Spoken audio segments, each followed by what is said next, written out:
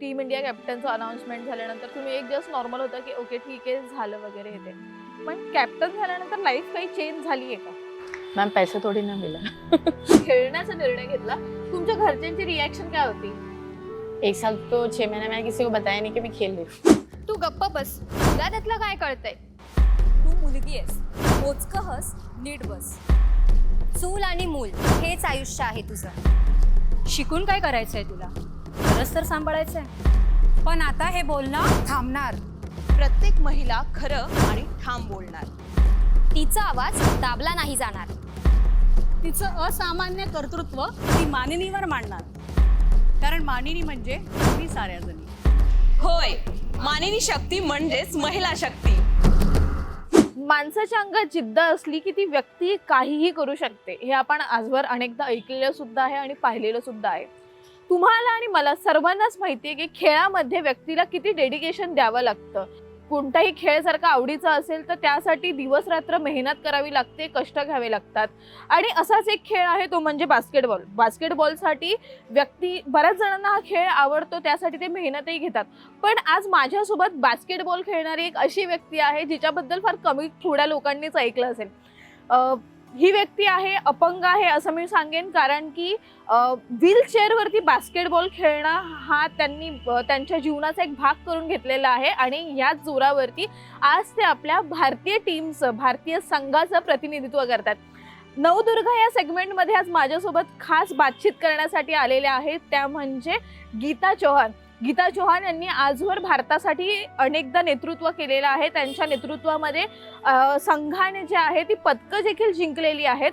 आणि नवदुर्गामध्ये आज आपण त्यांच्याशीच बातचीत करणार आहोत आणि जाणून घेणार आहोत की व्हीलचेअरवरती ते एक्झॅक्टली बास्केटबॉल खेळतायत तरी कसं, आणि त्यांचा हा प्रवास सुरू तरी कसा झालेला आहे.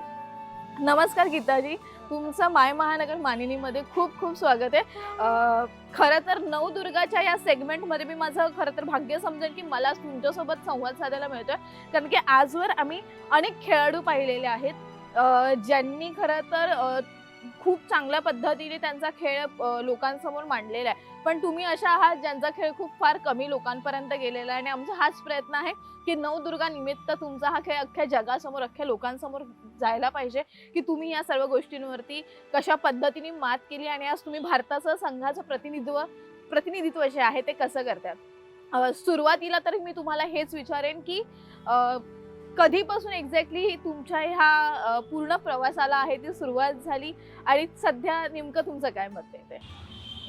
मैम मैं आपको उससे पहले एक चीज़ बताना चाहूँगी.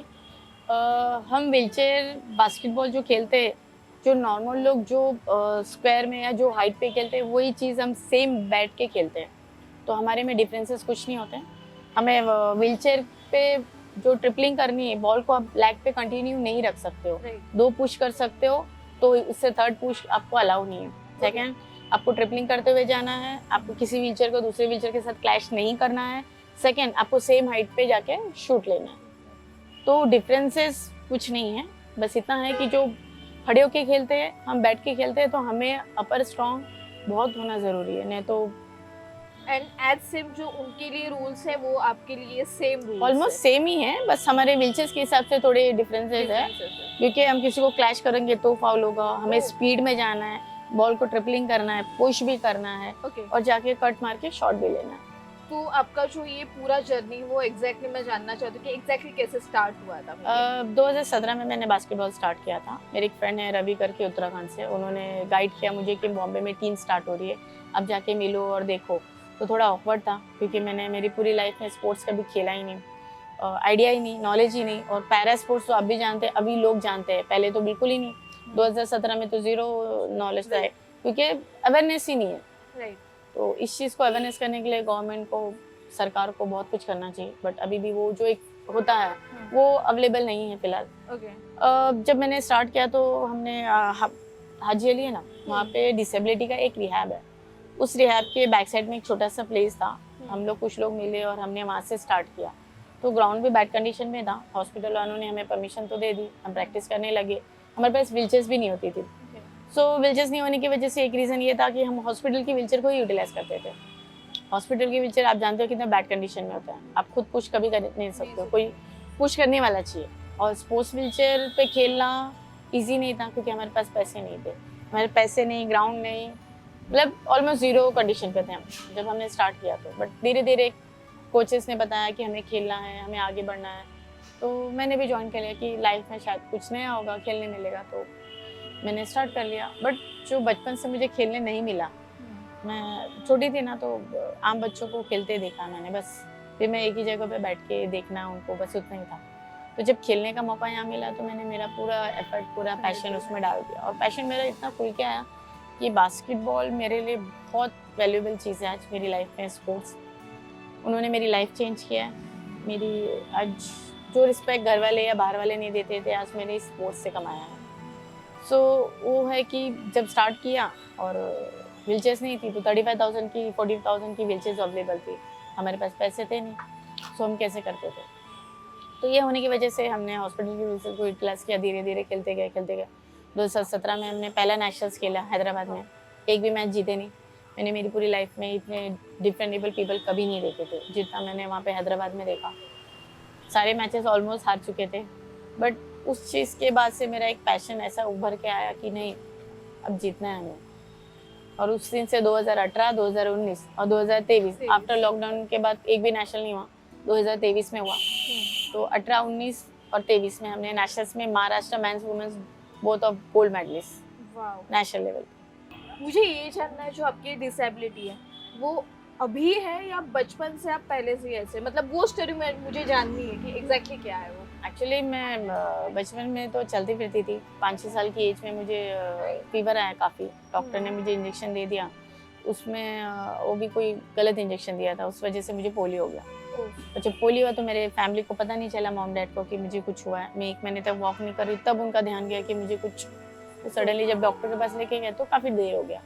देर होने की वजह से बहुत मुश्किल से मेरे एक पैर में तो थोड़ी मूवमेंट आई, बट एक पैर पूरा ही खराब है। सो तब से तो लाइफ थोड़ी टफ हो गई। तो फिर जो आपका स्कूल था वो नॉर्मल बच्चों के जैसा ही था, या फिर वो स्कूल लाइफ एग्जैक्टली आपकी, क्योंकि मोस्टली हम लोग देखते हैं कि अगर कोई भी 1% भी अगर डिसेबिलिटी होगी तो बच्चा पूरी तरह से अलग सबकी नजरों में रहता है। हाँ, बहुत ज्यादा डिफरेंस, फिर उसको देखने का तरीका जो है, नजरिया है, वो पूरा बदल जाता है। तो आपके इसमें कैसा था, आपकी केस एग्जैक्टली कैसी? मेरे केस में तो वही सिंपल से, पहले तो एक तो समझ नहीं थी, बचपन में क्या समझ होगी, आप भी जानते। डिसेबिलिटी होने की वजह से लोगों का बिहेवियर, लोगों का ट्रीट करना थोड़ा अजीब ही था। लगता था कि हाँ मुझे ये प्रॉब्लम है, इसलिए लोग मेरे साथ खेलते नहीं है, बच्चे उनके पेरेंट्स अलाउ नहीं करते। साथ में मैं स्कूल में एक टेबल पे बैठ नहीं सकती उनके साथ। हाँ। उनके साथ मैं अपनी टिफिन शेयर नहीं कर सकती, मतलब बहुत सारी चीज़ें थी। फिर अकेले अकेले रहना, अकेले पढ़ाई करना, सब अकेले ही, ज़्यादातर दोस्त तो होते ही नहीं थे नाम के बराबर।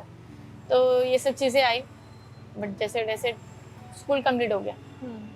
एंड देन फिर उसके बाद आपका कॉलेज में जाने के बाद कैसे आपको फिर एक इंटरेस्ट जो होना चाहिए, क्योंकि स्पोर्ट्स ऐसी चीज़ है जहाँ पे आपका खुद का इंटरेस्ट होना चाहिए, तो वो इंटरेस्ट फिर आप में कैसा है कि नहीं मुझे स्पोर्ट्स खेलना है और मुझे यही खेलना है, ये कैसे? एक्चुअली सच मैंने बताया ना, जैसे अवेयरनेस ही नहीं है पैरा स्पोर्ट्स को, पैरा प्लेयर को लेके आज के टाइम में, तो मुझे भी कुछ नहीं पता था ना स्कूल में ना कॉलेज में। हमारे यहाँ पे इंडिया में व्हीलचेयर बास्केटबॉल भी स्टार्ट 2014 में हुआ है।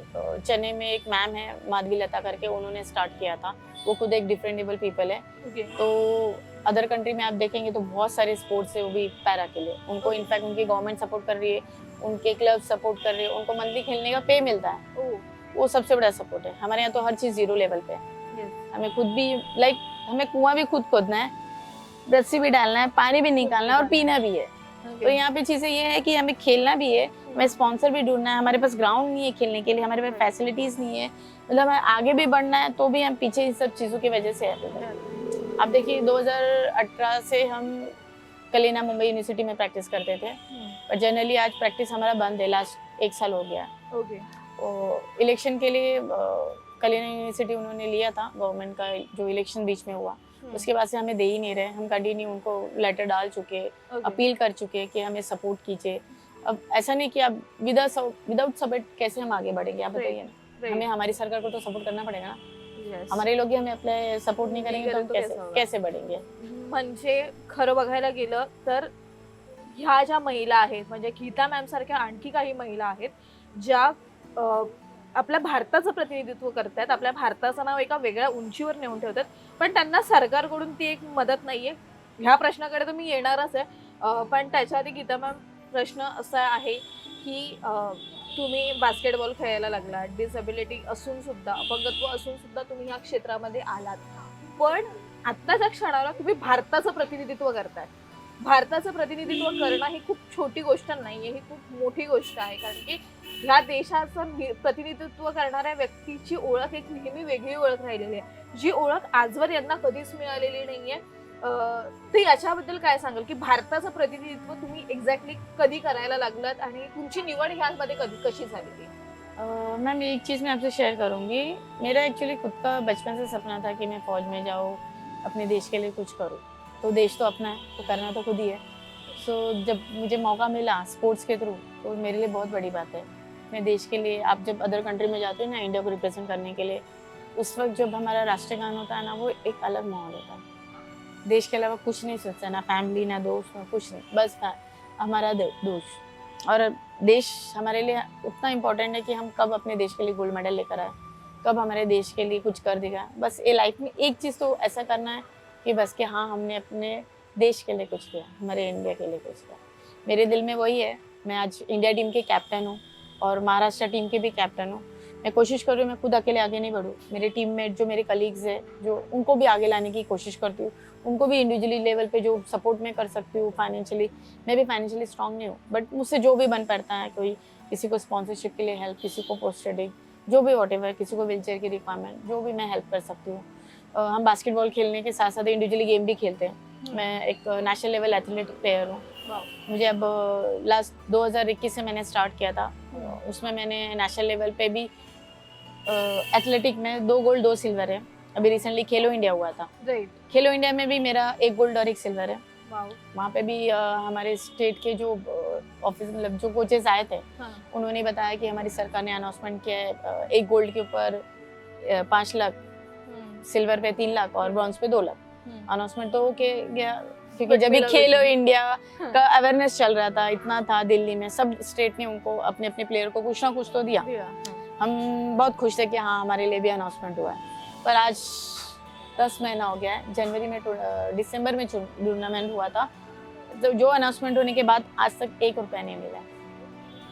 ये सब बातें तो है, लेकिन फिर आपकी जो आपका जो सिलेक्शन था as a team India captain, वो एग्जैक्टली कैसे, वो जर्नी कैसे रही आपकी? देखिए मैं ना खाली फील्ड पे ही काम नहीं कर रही. मैंने जैसे आपको बताया कि मैं अलग लेवल पे भी काम कर रही हूँ. मैं खुद का एसोसिएशन भी फ्रेंड्स के साथ मिलकर स्टार्ट किया था कि जो बहुत से ऐसे प्लेयर्स है जो आगे नहीं बढ़ पा रहे, जैसे ग्राउंड नहीं है, व्हीलचेयर नहीं है उनके पास. स्पोर्ट्स व्हीलचेयर भी बाय करना है तो 45,000 की व्हीलचेयर है, बेसिक व्हीलचेयर. बट आप बताइए बिना व्हीलचेयर के कोई स्पोर्ट्स कैसे खेल सकता है? Not possible. मैं रेसिंग व्हीलचेयर एथलेटिक प्लेयर हूँ. मेरे पास भी बेसिक व्हीलचेयर है, वो भी 1 लाख की है, मुझे रोटरी क्लब ने दिया. बट आज मुझे इंटरनेशनल के लिए परफॉर्म करना है, आगे बढ़ना है, तो उसके लिए मुझे 9 लाख की व्हीलचेयर चाहिए. मैं अफोर्ड नहीं कर सकती. तो हमारी लाइफ इजी नहीं है खेलना. हमें बहुत सारी चीज़ों की ज़रूरत है, बट हम ज़्यादा नहीं मांग रहे. हमें कुछ फैसिलिटीज़ की सपोर्ट मिल जाए तो हम बहुत ज़्यादा आगे बढ़ सकते हैं. और हमारा जो ड्रीम है हम उसे पूरा करने के कर सकते हैं. और जैसे कि आपने बताया कि कैप्टनशिप, मैं ऐसा कोई उम्मीद में नहीं थी कि मुझे कोई पोजीशन मिले या मुझे, मेरा काम है. क्योंकि मैं 2017 से खेल रही हूँ. मैंने बहुत सी प्रॉब्लम्स को खुद इंडिविजुअली फेस किया. तो मैं चाहती हूँ कि अगर मैं थोड़ा सा आगे बढ़ गई और जो न्यू आ रहे हैं मैं उनको सपोर्ट करूँ, आगे लाने में हेल्प करूँ या उनको सपोर्ट करूँ, तो मेरे लिए कि हाँ मैंने कुछ तो किसी के लिए भी कोशिश की खुद के साथ साथ. तो बस सडनली वहाँ पे दिल्ली में अनाउंसमेंट हो गया कि कैप्टनशिप के लिए मुझे सिलेक्ट किया गया. तो मुझे ऐसा बोलते हैं ना, कैप्टनशिप के लिए जैसे आता है कि फील होता है अरे हाँ आपका एक ओहदा बढ़ गया, या मुझे ऐसा कोई फील नहीं आया. क्योंकि मैं पहले भी वो वक्त सेम पहले कर रही थी और कैप्टनशिप अनाउंसमेंट होने के बाद भी मैं सेम वक्त महाराष्ट्र टीम के लिए आप पहले से खेल रहे थे. मतलब वैसे जैसे आपने कहा अभी की तुमच्या लाईफमध्ये काहीच चेंजेस झाले नाही. टीम इंडिया कॅप्टनचं अनाउन्समेंट झाल्यानंतर तुम्ही एक जस्ट नॉर्मल होता की ओके ठीक आहे झालं वगैरे येते, पण कॅप्टन झाल्यानंतर लाईफ काही चेंज झाली आहे का?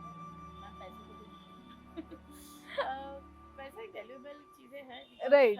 बहुत सारी चीज़ें ऐसे अगर डेली रूटीन पे प्रैक्टिस के लिए जाना है तो पर डे का मेरा खुद का अकेले का 300 रुपया होता है. अब 300 रुपया आप मंथली कैलकुलेट कर लीजिए कितना होगा और साल का कितना होगा. तो लाइक ऐसी एक NGO है प्रोजेक्ट मुंबई जो अंधेरी में, उन्होंने हमें बहुत सपोर्ट किया. 2022 से वो हमारे साथ जुड़े रहे.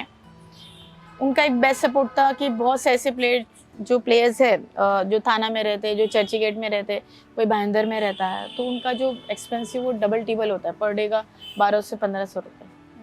एक नॉर्मल डिफरेंटेबल पीपल अफोर्ड नहीं कर सकता। सो उनका प्रोजेक्ट मुंबई का सपोर्ट जो आया मुझे बहुत अच्छा लगा। उन्होंने हमारे बहुत से प्लेयर को मंथली जो ट्रैवलिंग था वो देने लगे। उन्होंने 6-6 लाख की व्हीलचेयर, 12 व्हीलचेयर्स दिया हमें। जो न्यू प्लेयर्स आए थे जो अच्छा परफॉर्म कर सकते उनको दिया। तो ये सब बेसिक नीड्स एनजीओ काम कर रही है। जैसे मैंने बताया रोटरी क्लब सपोर्ट कर रहा है, अगर हमारी गवर्नमेंट सपोर्ट करे तो प्रॉब्लम क्या है, उतना ही सपोर्ट चाहिए, ज़्यादा नहीं मांग रहे, थोड़ा सा, बट अगर करे तो हम बहुत मेहनत कर सकते हैं। ओके, आप ऐसा कोई तो आपका एक मोमेंट मेरे साथ शेअर कर सकते हैं? हमारे पूरी जो फॅमिली आहे, जो माय महानगर मानेची जी पूर्ण लोक आहेत, त्यांना असा कुठला तुमचा मोमेंट आहे का की जिथे म्हणजे तो मोमेंट तुमच्यासाठी एक पूर्ण लाईफ टाइम साठी बेस्ट होता?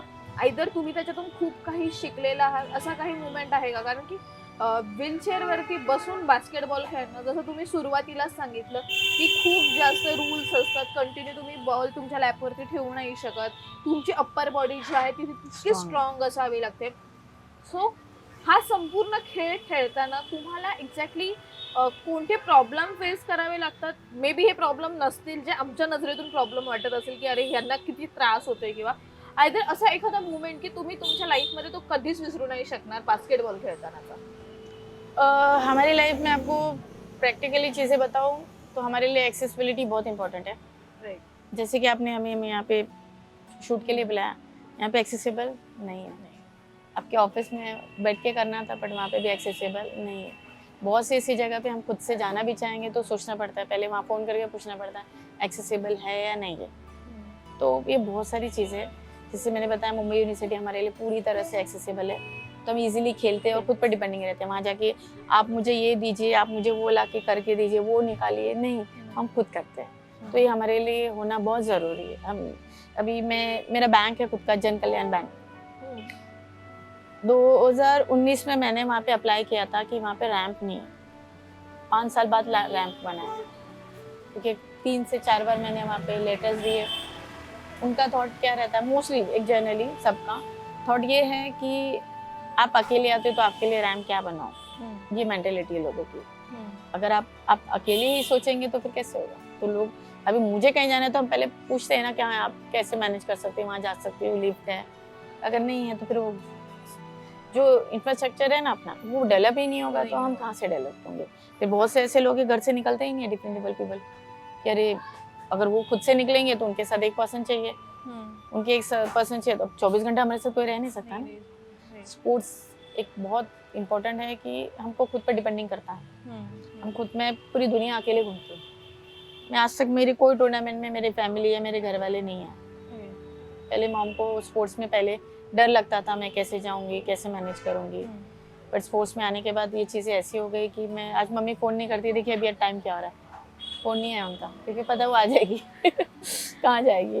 राईट. म्हणजे खऱ्या अर्थाने बघायला गेलं तर गीता चौहान या स्वतःच संपूर्ण म्हणजे नवदुर्गा जे आपण सध्या म्हणतोय, नवरात्रीमध्ये नवदुर्गा जे आपण आता सध्या बोलणं आपलं कंटिन्युअसली सुरू आहे नवदुर्गांबाबत, म्हणजे गीता ह्या त्यातल्या त्यात स्वतः एक दुर्गा आहे, ज्या त्यांचं प्रत्येक गोष्ट स्वतः करतात. त्या कोणावरती डिपेंडेबल नाहीयेत, आयदर त्यांना फारशी कोणाची गरजही भासत नाही. पण एकच म्हणणं आहे की त्यांना येण्या जाण्यासाठी तेवढ्या गोष्टी सोप्या असतील तर त्या अगदीच त्या सगळ्या पद्धतीने त्या स्वतःच्या हिमतीवरती करू शकतात. ज्यावेळेस तुम्ही स्पोर्ट्स मध्ये जाण्याचा निर्णय घेतला, आयदर खेळण्याचा निर्णय घेतला, तुमच्या घरच्यांची रिएक्शन काय होती? 1 साल तो 6 महीने मैंने किसी को बताया नहीं कि मैं खेल रही थी। अरे बापरे. हाँ, मतलब बस जा रही हूँ इतना पता है। अब हाँ. क्या होता है ना, मेरे घर में एक मम्मी है, मेरे लिए थोड़ा सेंसिटिव है, थोड़ा डरेगी। घर में बस इतना पता था कि मैं खेल रही, क्या खेल रही हूँ, किसी ने इंटरेस्ट ली नहीं है, कभी जाना नहीं, कुछ नहीं। मैंने कभी घर में अपना अचीवमेंट जो भी हुआ मैंने कभी शेयर नहीं किया। बस मम्मी को पता, हाँ मैं मेडल लेकर आई, बस मम्मी मेरी बहुत खुश होती है, इतना है। तो लेकिन मेरे भाइयों को बाहर से पता चलता, रही तेरी बहन का ये हुआ है और तेरी बहन का वीडियो आया है, न्यूज़ में आया है, पेपर में आया है, तो वो वाया वाया मालूम पड़ता है। मुझे अच्छा लगता है मेरा एक ही सपना है कि अभी मेरी मॉम के रहते हुए मैं ओलंपिक पहुंचूं और मेडल जीतूं, ताकि उनको बहुत टेंशन रहता है। कारण की तुमच्या आईने तेवढा तुम्हाला तुमच्या या Support. जर्नीमध्ये सपोर्ट, म्हणजे एक बॅकबोन तुमच्या आईला तुम्ही म्हणू शकतो. तुम्ही जी नवीन पिढी आहे, जी स्वतः अपंग आहे, त्यांच्यासाठी काही संदेश देऊ इच्छिता का, की त्यांना जर का हा खेळ खेळायचा असेल तर त्यांनी एक्झॅक्टली त्यांच्या लाईफमध्ये काय केलं पाहिजे? पहले तो अपने आप को डिपेंड नहीं करना छोड़ दे, खुद बाहर निकले, क्योंकि अभी ऑप्शंस इतने हैं ना, पहले नहीं थे। आपके पास अभी ऑप्शंस बहुत है, बस थोड़ा सा मेहनत करना है और थोड़ा आगे बढ़ना है। उतने मेहनत में ही आप 2-3 साल मेहनत करके देखो, रिजल्ट मिलना ही मिलना है, इसके अलावा कुछ नहीं। और मेरा एक ही है कि अपने सपनों को पूरा करने के लिए आप पीछे ना हटे, आगे बढ़े। मुझे मेरे सपनों ने मुझे जिंदा रखा है, आज मैं आपके सामने हूँ। आपने देखा होगा कि बहुत सारे चीज़ें मैंने अचीव करने की कोशिश की, बट अभी तक मुझे वो एक प्राउड फील नहीं आया है। बट मेरी जर्नी अभी भी चालू है और आगे भी रहेगी। आत्ताच नुकतंच भारतामध्ये भारताचं म्हणते आपलं आत्ता नुकतंच पॅरिस पॅरा ऑलिम्पिक होऊन गेलं, तर त्याच्यामध्ये पण आपली टीम होती का, किंवा अदर काही आपले खेळाडू होते ते होते का याच्यामध्ये? हमारी बास्केटबॉल टीम तो अभी तक वहाँ क्वालिफाई नहीं कर पाए, क्योंकि हम अभी तक नीचे लेवल के चीज़ों पे जूझ रहे हैं। इंडिया टीम के पास एक महीना के लिए प्रैक्टिस करने के लिए ना स्पेस होता है, ना कोर्ट अवेलेबल है, उनके जो स्टे वगैरह के फैसिलिटीज, फूड्स वगैरह, इसके लिए हमारे पास फंड नहीं है। आफ्टर लॉकडाउन मैंने बताया ना, जैसे नेशनल हो ही नहीं रहे थे, लॉकडाउन में कंडीशन इसी हो गई कि एसोसिएशन की हालत यहाँ से यहाँ आ गई और सपोर्ट ना के बराबर है। इनफैक्ट कोचेस, हमारे जो मुंबई के कोच थे कैप्टन लुइस है, वो नेवी के रिटायर ऑफिसर है। उन्होंने जब सेक्रेटरी पोस्ट पे हुआ है तो उन्होंने फंड ढूंढा। मैं खुद टीम के लिए वर्क कर रही हूँ। मेरे रेफरेंस से 10 से 11 लाख का फंड आया और हमारे छत्तीसगढ़ में नेशनल टूर्नामेंट्स हुए और उस वक्त जाके हमने गोल्ड मेडल फिर से जीता। अब वापस ग्वालियर में है, पूरी जान लगा देंगे, फिर से नेशनल के लिए गोल्ड मेडल लेकर आएंगे। बस उम्मीद है कि हमारी महाराष्ट्र सरकार को सपोर्ट करे, तो हम बहुत सारी चीज़ें करना चाहते हैं। विदाउट सपोर्ट आगे बढ़ना थोड़ा सा मुश्किल है। मैम जनरली मैं आपको बताऊँ तो बेसिक व्हीलचेयर की कीमत ही 45,000 से 50,000 है, GST वगैरह लेके, और वो भी चाइना मेड है। तो मुंबई में नहीं, उनकी डीलर का ब्रांचेस ऑलमोस्ट चेन्नई में है, चेन्नई बैंगलोर में। और अगर इंटरनेशनल आपको जाना है तो 6 से 7 लाख की व्हीलचेयर है, और वो हमारे लिए बाय करना मुश्किल है। जैसे कि मैंने आपको बताया, मैं एथलेटिक प्लेयर हूँ, उस पर मेरे पास बेसिक व्हीलचेयर ही है जिसकी कीमत 1 लाख की है। बट अगर इंटरनेशनल जाना है तो 9 लाख की व्हीलचेयर है। मैं ट्राई कर रही हूँ कि कोई मुझे कंपनी या कोई भी सपोर्ट कर दे तो मैं वो 9 लाख की व्हीलचेयर बाय करके आगे बढ़ना चाहती हूँ, प्रैक्टिस करना चाहती हूँ लॉन्ग पीरियड। बट हैवी चीज़ें इतनी हैं कि हम आगे बढ़ने के लिए भी डर लग रहा तो है। फिर जब आप टूर्स पे जाते हो, जब आप मैचेस खेलते हो, तब जो वहाँ पे व्हीलचेयर मिलती है वो एग्जैक्टली कहाँ से मतलब आती है? वहाँ पे व्हीलचेयर्स अवेलेबल नहीं होती। अलग अलग स्टेट में ऐसा है कि बहुत से ऐसे प्लेयर्स हैं जिनके पास बेसिक व्हीलचेयर यानी 50 या 45,000 वाली जो व्हीलचेयर्स है वो अवेलेबल नहीं है। हाँ, सो इंटरनेशनल के लिए 7-8 लाख की व्हीलचेयर बाय करना ईजी नहीं। खरं तर गीता मॅम, तुमचा हा जो काही प्रवास मी आत्तापर्यंत ऐकला आहे किंवा मी जे काही पाहिलेलं आहे, खरं तर ते खरंच खूप जास्त थक्क करणारं आहे. कारण की माणूस ज्यावेळेस 2 पायांवरती चालणारा असतो त्यावेळेस सुद्धा तो त्याच्या स्वप्नांना पूर्ण करू शकत नाही, आणि त्यातही वयाच्या 5व्या-6व्या वर्षी आलेलं अपंगत्व, त्याच्यानंतर घरच्यांना माहिती नसताना सुद्धा स्वतःचं स्वप्न पूर्ण करण्यासाठी, आणि मुळात मी एक नमूद करू इच्छिते की भारताचं स्वप्न पूर्ण करण्यासाठी, भारतासाठी खेळण्याकरता मॅमनी जे काही सध्या कष्ट घेतलेले आहेत किंवा ते सध्या ज्या कोणत्या उंचीवर जाऊन भारताचं नाव त्यांना आणखी उंचीवर नेऊन ठेवायचं आहे, त्याकरता ज्या काही ते प्रयत्न करतात, त्यासाठी खरं तर तुम्हाला खूप खूप शुभेच्छा. यांसारखेच आणखी महत्त्वाचे व्हिडिओ पाहण्यासाठी आपण आमच्या माय महानगर मानिनी आणि mymahangar.com या पेजला फॉलो करायला विसरू नका. त्यासोबतच आमच्या YouTube चॅनलला, इंस्टाग्रामला फॉलो करायला विसरू नका. धन्यवाद.